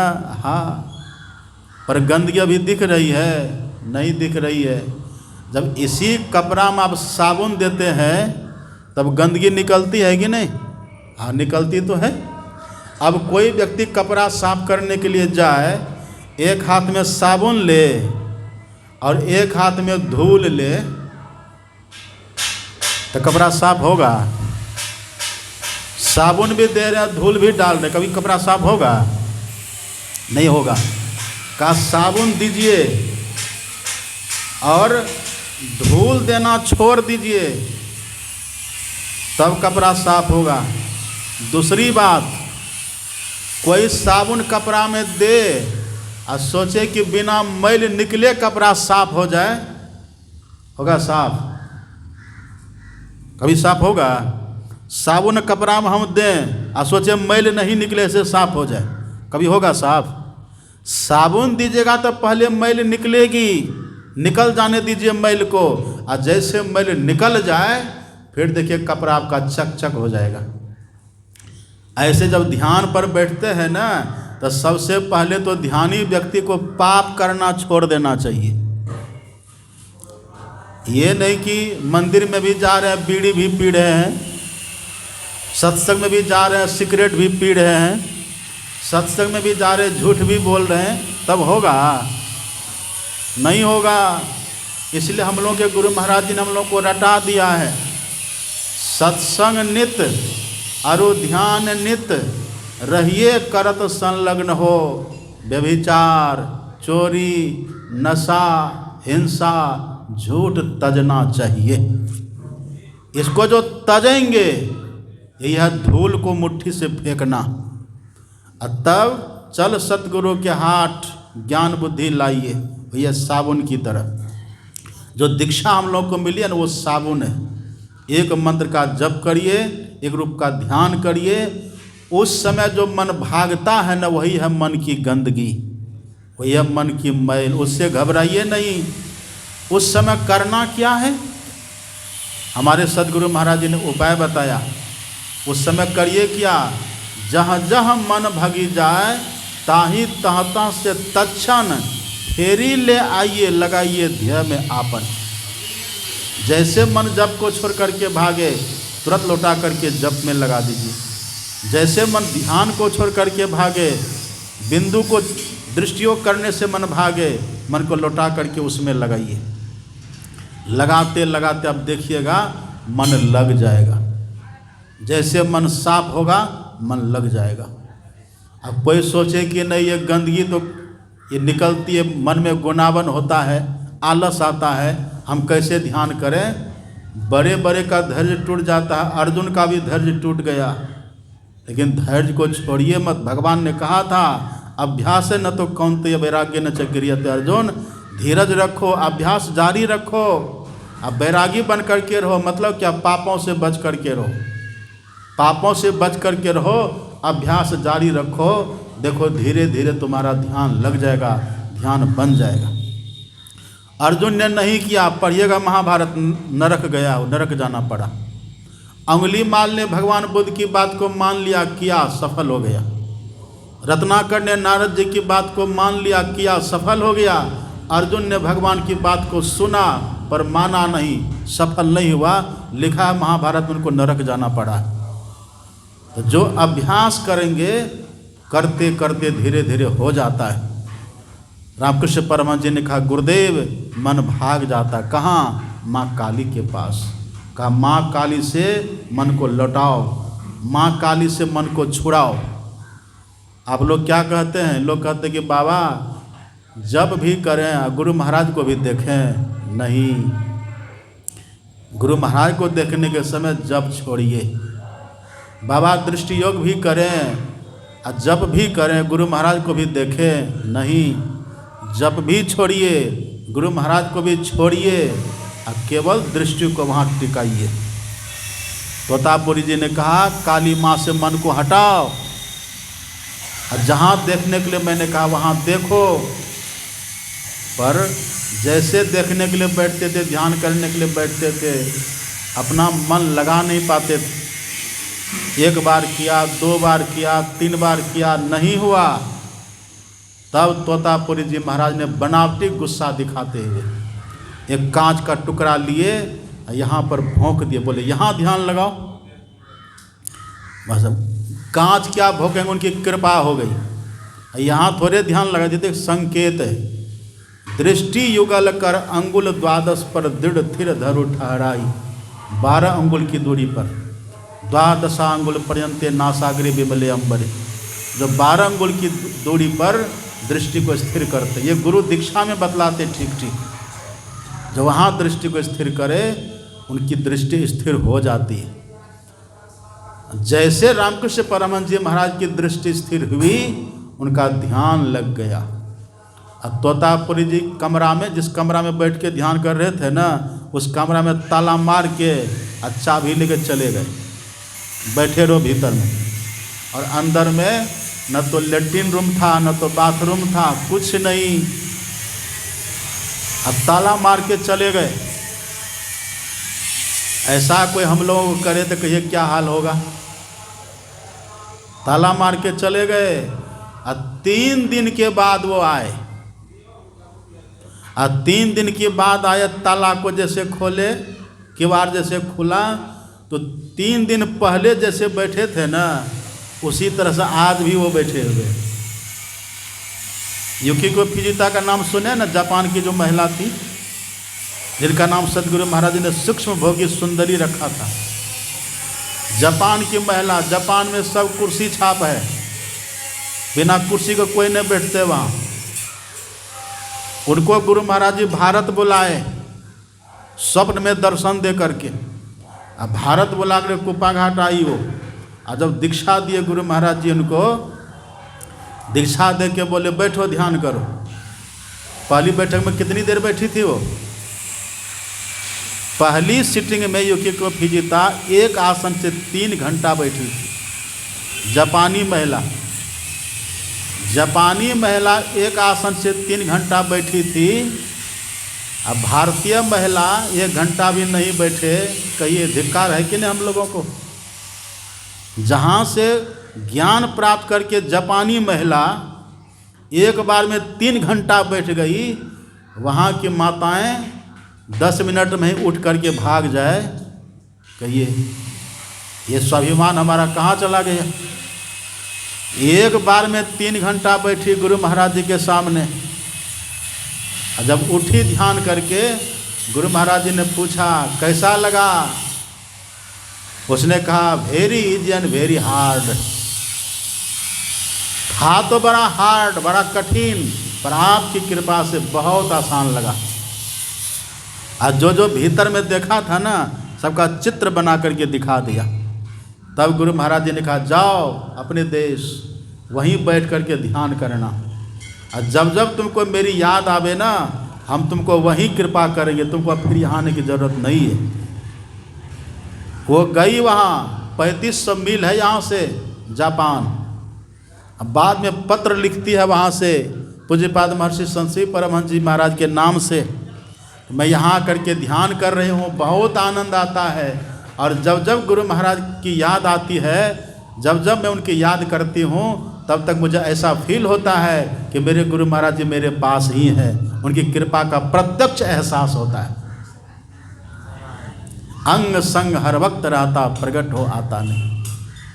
इधर तोतापुरी जी ने रामकृष्ण परमहंस जी से कहा कि बेटा, जो मैंने 40 साल में पाया था, वो तूने 3 दिन में पा लिया। ध्यान उनका लग गया। यही और वही जो बिंदु है ना, जिनको बिंदु मिल जाता है, वहीं असली गायत्री माता प्रकट होती है। ये गायत्री मंदिर आप लोग बनाए हैं ना, ये गायत्री माँ की मूर्ति आप लगाए, और गायत्री मंत्र भी पढ़ते हैं ना, ओम भूर्भुवः स्वः तत्सवितुर्वरेण्यम भर्गो देवस्य धीमहि धियो यो न प्रचोदयात्। ये तो वेद मंत्र है, ये तो वर्णात्मक है। असली गायत्री माता वहाँ प्रकट होती है। अनहु से अनुरूप ब्रह्म संग सहज ही सुरत समाई। सुखदायिनी ध्वनि सहज गायत्री होता सुनहु समाई। वहाँ गायत्री माता प्रकट होती है। ध्वन्यात्मक गायत्री ध्याना जो जन करई सदाई। मैं ही तासो ताप सब नासे मुक्ति दिशा सो जाई। वहाँ पर असली गायत्री माता प्रकट होती है। गायत्री माता को वेद माता भी कहते हैं। क्यों? क्योंकि उसी ध्वन्यात्मक से वेद प्रकट हुआ है। इसलिए गायत्री को ध्वन्यात्मक नाम को, सार शब्द को, जिसको अपने यहाँ कहते हैं सुरत शब्द योग की साधना जो हम लोग करते हैं, उसी सार शब्द को कहते हैं गायत्री माता। उसी को कहते वेद माता। वेद माता इसलिए कहते हैं कि उसी से वेद प्रकट हुआ है। उसी को देव माता भी कहते हैं, क्योंकि सभी देवता, सभी भगवान उसी की आराधना करते हैं। गायत्री माँ की आराधना मतलब सार शब्द की आराधना, सार शब्द का अनुसंधान, इसलिए उसको देव माता भी कहते हैं, उसको वेद माता भी कहते हैं। वो असली गायत्री माता है। तो संत मत का ज्ञान न काली माँ को छोड़ता है, न तो गायत्री माँ को छोड़ता है, न तो देवी देवता को छोड़ता है, न तो किसी भगवान को छोड़ता है। हाँ, लेकिन संत मत की समझ हो, तब संत मत की समझ हो गई तो समझे कल्याण के रास्ते पर हम चल पड़े। संत मता बिनु गति नहीं, सुनो सकल दे कान, और जो चाहो उद्धार को बनो संत संतान। और जो संत मत को नहीं समझे है ना, बस वो बाहरी पूजा में पड़े रह रह करके जीवन खपा देंगे, बिता देंगे, मिलने वाला कुछ नहीं है। थोड़ा बहुत पुण्य होगा, स्वर्ग जाएंगे, अब पुण्य जैसे नष्ट होगा फिर से नरक होगा, और 84 का चक्कर में हम लोग को फिर से जाना पड़ेगा। इसलिए संत मत के ज्ञान को सब कोई धारण करें। और यहाँ हमको बहुत अच्छा लगा, हम नाम तो